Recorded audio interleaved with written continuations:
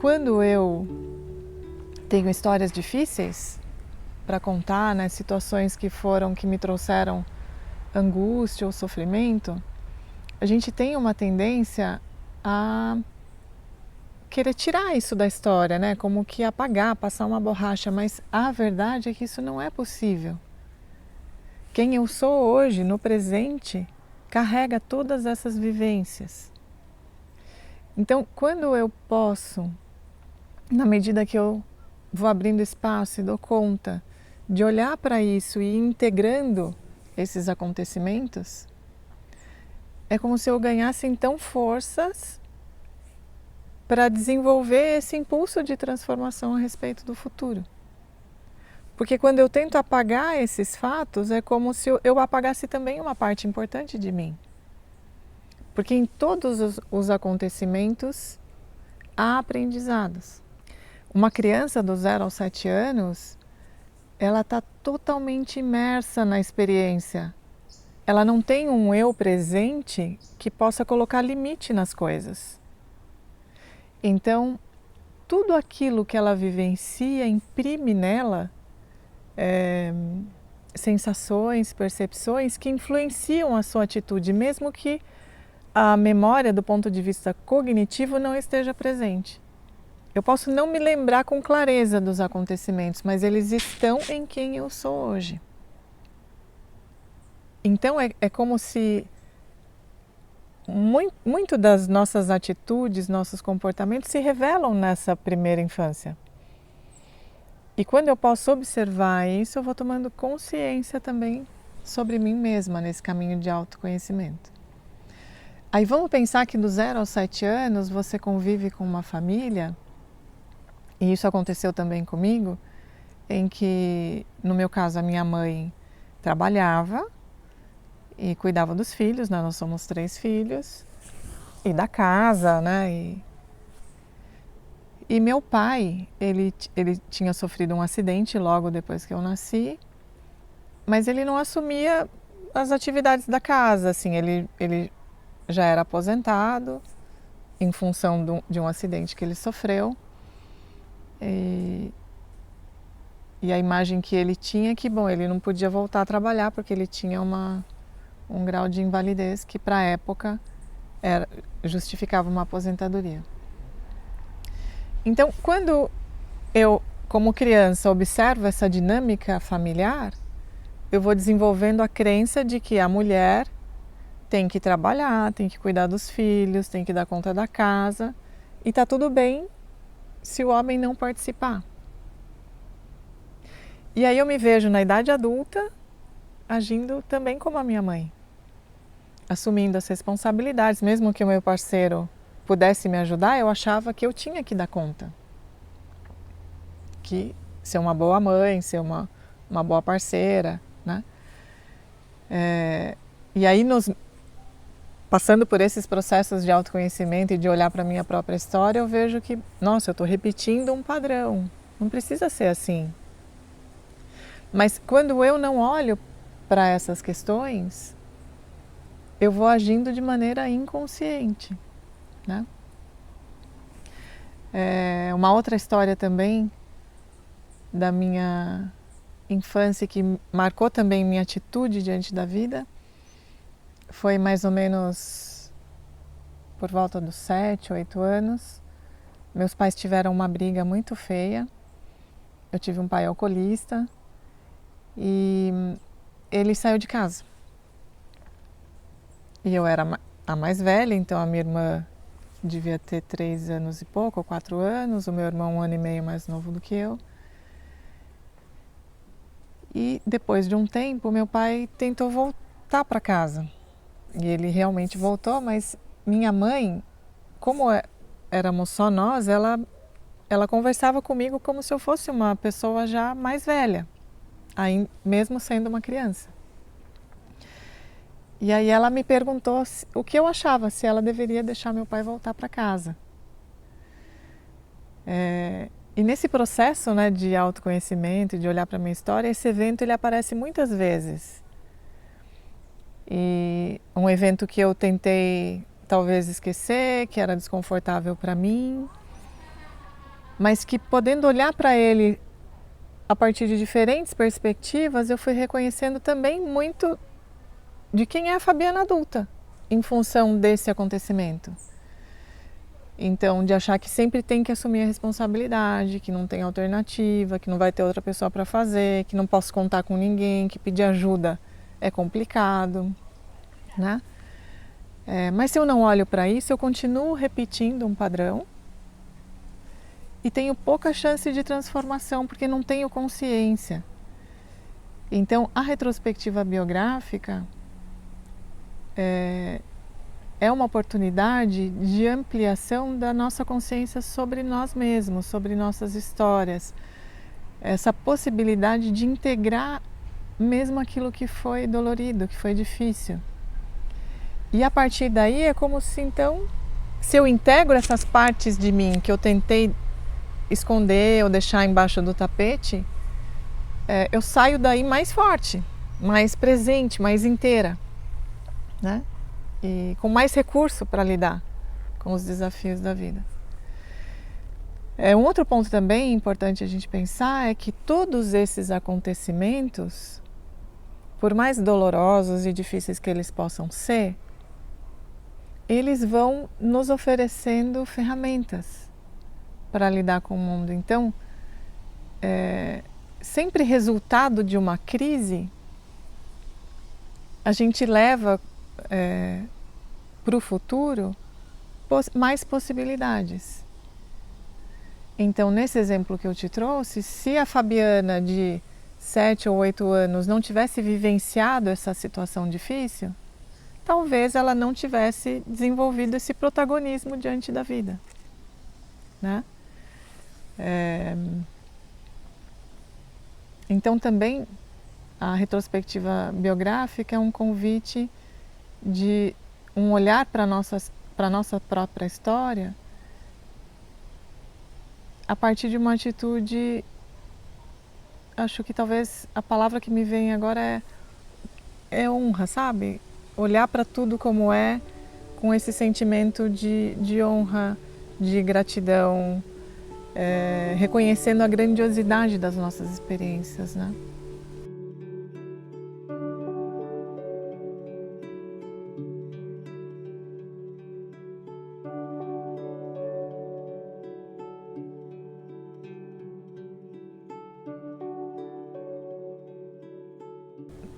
A partir da perspectiva da antroposofia, a nossa biografia ela vai se desenrolando de maneira arquetípica em períodos de 7 anos. Então tem algo que acontece do 0 aos 7, do 7 aos 14, que ainda que seja único para cada um, as questões, né, os dilemas, a borboleta, são comuns a nós. E então, a partir dessa perspectiva dessa evolução arquetípica, a gente pode também observar um paralelo às estações do ano. Então, do 0 aos 21 anos, a gente traça um paralelo à primavera da vida. Esse momento que na natureza é cheio de luz, de movimento, né?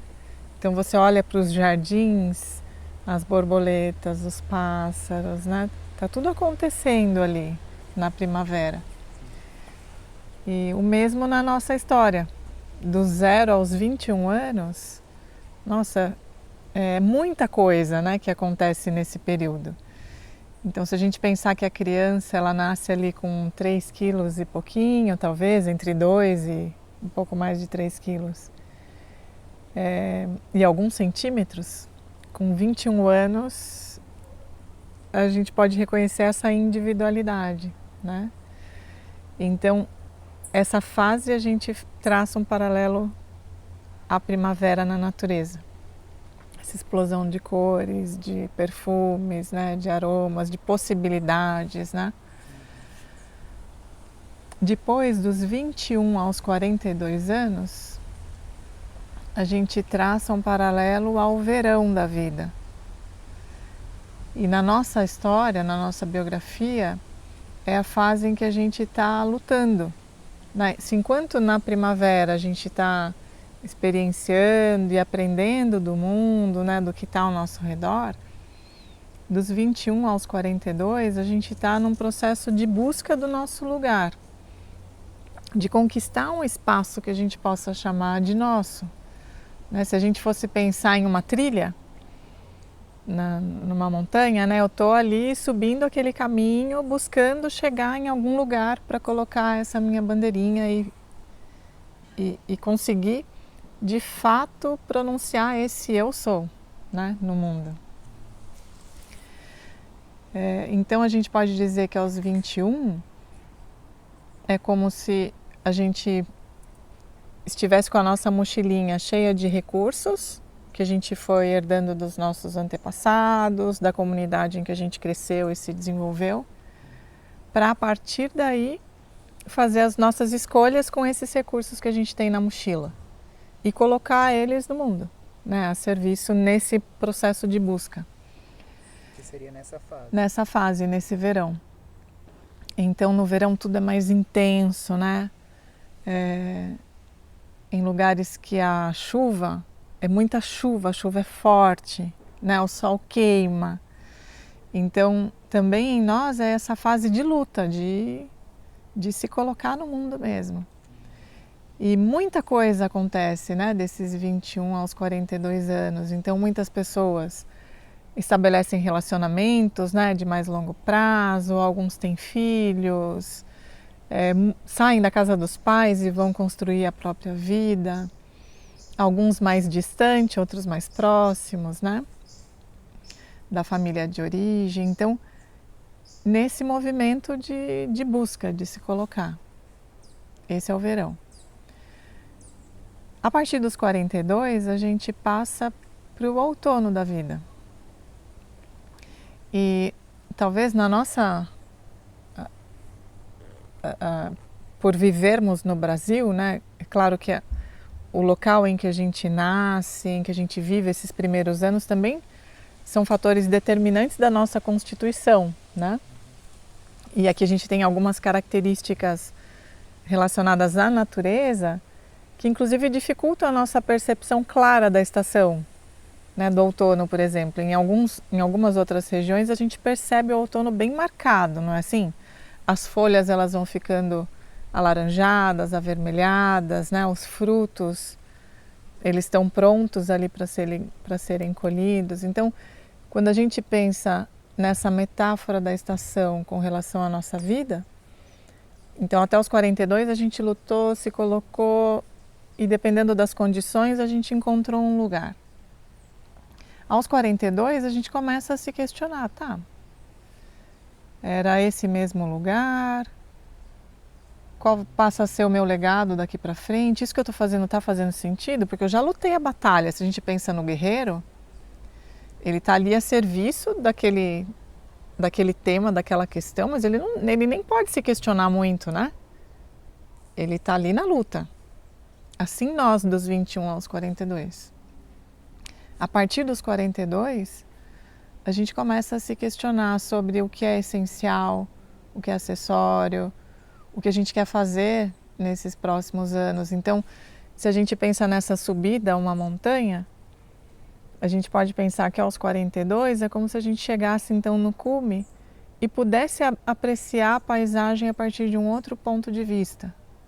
Eu posso olhar para isso que eu vivenciei até ali e perceber, nossa, tinham outros caminhos que eu podia ter seguido e eu fiz uma outra escolha, fiz um caminho mais difícil, mas tinha uma ponte ali que eu podia ter usado e eu não usei. Eu posso também ver que existem outras montanhas para além dessa que eu estou escalando, outras paisagens, né? Porque quando a gente está ali na trilha, né, imagina que você está subindo numa montanha, um trecho muito íngreme, você não tem uma perspectiva do todo. Você se concentra naquele esforço para poder alcançar, né, esse lugar. Então, a partir dos 42 é como se eu pudesse desenvolver essa visão mais ampla do mundo, né? E da vida. E aí, nesses ciclos, a gente pode pensar então nas estações como esses 3 setênios, né? Do 0 aos 21, dos 21 aos 42, o outono dos 42 aos 63. E aí, a partir dos 63 anos, na perspectiva da antroposofia, é como se essas leis biográficas, elas não influenciassem tanto o nosso destino. Então, é a partir daí em que nós, com tudo aquilo que a gente foi desenvolvendo ao longo da nossa biografia, a gente pode se considerar verdadeiramente livre. E é nessa fase que começa o inverno. Então, se a gente pensa também no inverno na natureza, as folhas caíram, né? Dependendo da região, e a gente pode observar que os dias são mais curtos, as noites são mais longas. Se a gente observa uma árvore, por exemplo, a copa da árvore, ela ainda existe. Então eu vejo os galhos, eu vejo a essência da árvore. Mas está acontecendo algo ali que não é visto pelos nossos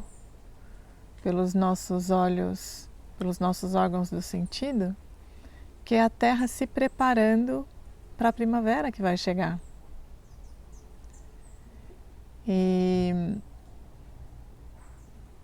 Então é como se aí eu vou deixando esse legado, né? Essa possibilidade de algo que pode vir a ser. Se a gente pensa na árvore, as sementes caíram, mas elas estão ali na terra, esperando as condições, né, de clima para brotarem. E daqui a pouco essa semente que contém toda a árvore em si pode dar origem a uma nova árvore, né? Então essa é a perspectiva do inverno. Então nós também na nossa história, dependendo de como a gente se relaciona com essa nova fase da vida, é o período em que a gente vai se engajar muito mais em ações sociais, em projetos que possam se perpetuar no tempo, para além da nossa própria história, né? Então um pouco essa a metáfora, né, com relação às estações da vida. E se a gente então pode olhar para a nossa história a partir de uma perspectiva espiritual, né, essa individualidade, depois desse inverno e desse fenecer para essa experiência terrena, em algum momento todo esse aprendizado, essas conquistas nessa experiência podem vir a ser em uma nova jornada, né?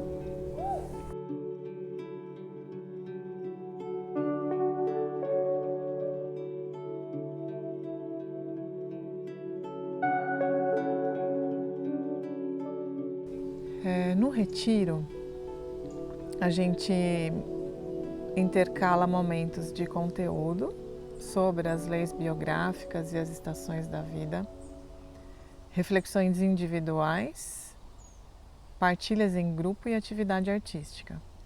Como é que isso acontece? A gente começa o retiro buscando ampliar a perspectiva sobre as leis biográficas.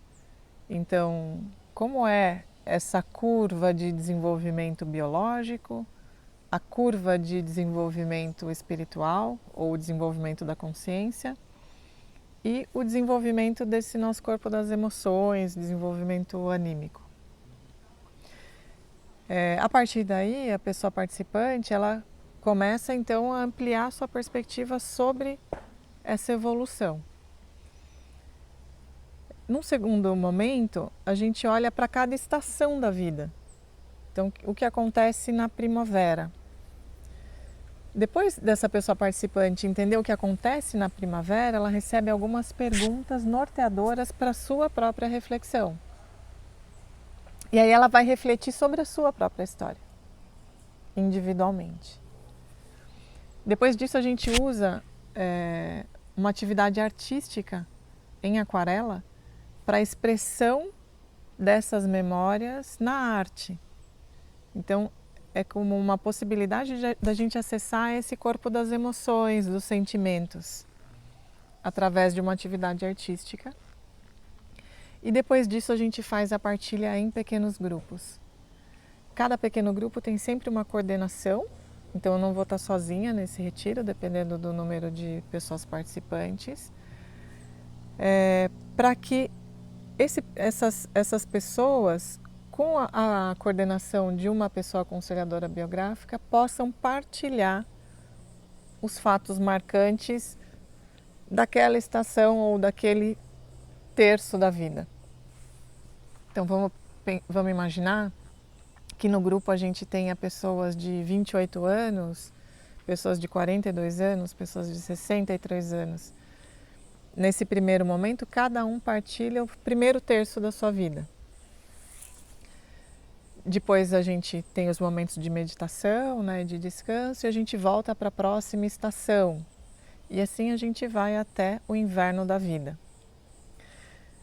Quando a gente termina, então, de realizar esse olhar para a nossa própria história, a partir dessas perguntas norteadoras, das atividades artísticas e da condução dos aconselhadores biográficos, a gente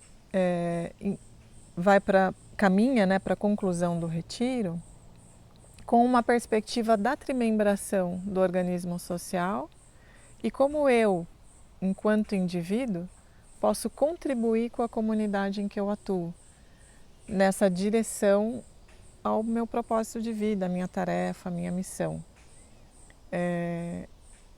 E é muito interessante como nesse momento, a partir de tudo isso que eu observei da minha história, eu posso dar passos mais conscientes nessa direção, dessa vida em comunidade, né? Dessa relação com o trabalho, ou do tema que me trouxe até o retiro, né? Pensando nas circunstâncias que eu vivo naquele momento de vida.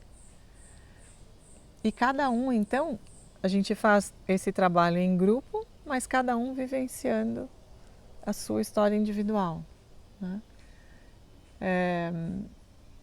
E é muito interessante como esse trabalho ele vai se desenrolando nesse grupo, né? Porque são momentos em que eu crio vínculo, né? Que eu aprendo do outro, tanto sobre o outro, que talvez pessoas muito próximas dessa pessoa não saibam, não tenham acesso, né, a essa história. E então são momentos também de muita conexão com essa nossa humanidade, né? Que no nosso dia a dia fica um pouco oculta, né? Porque é difícil a gente se colocar vulnerável, né? Falar sobre aquilo que é difícil, aquilo que é também prazeroso para nós, em um espaço em que a gente possa se sentir acolhido, não julgado, né? Então, são momentos verdadeiramente especiais.